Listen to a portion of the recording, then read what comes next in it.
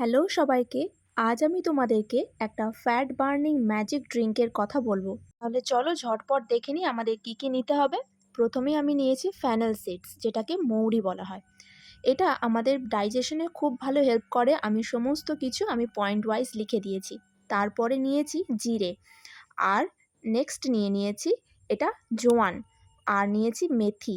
এই 4টে উপকরণ আমি নিয়েছি। এগুলো অনায়াসে মুদিখানার দোকানে পাওয়া যায়, আর আশা করি প্রত্যেকের ঘরেই এগুলো থাকে। আচ্ছা, এই 4টে উপকরণই কিন্তু সমানভাবে নিতে হবে।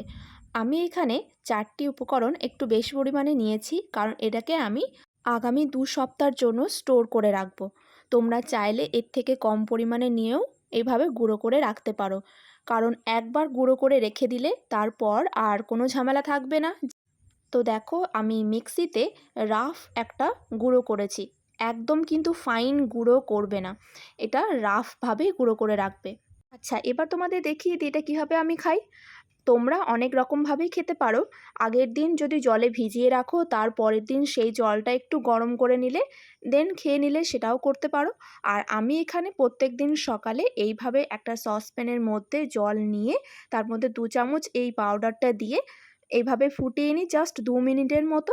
তারপর আরও 5 মিনিট এটাকে আমি ঢাকা দিয়ে রেখে দিই, কারণ একদম ফুটন্ত গরম অবস্থায় কিন্তু খেতে যাবে না।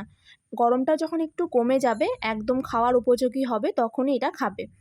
এই পাউডারটাকে তোমরা একটা এয়ারটাইট কন্টেনারের মধ্যে রেখে অনেক দিন রাখতে পারো।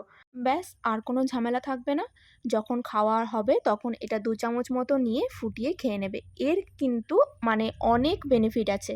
যদি কেউ ওয়েট লস নাও করতে চাও, তারাও এটা খেতে পারো। আমাদের ডাইজেস্টিভ সিস্টেমটাকে খুব ভালো রাখে এই ড্রিঙ্কটা।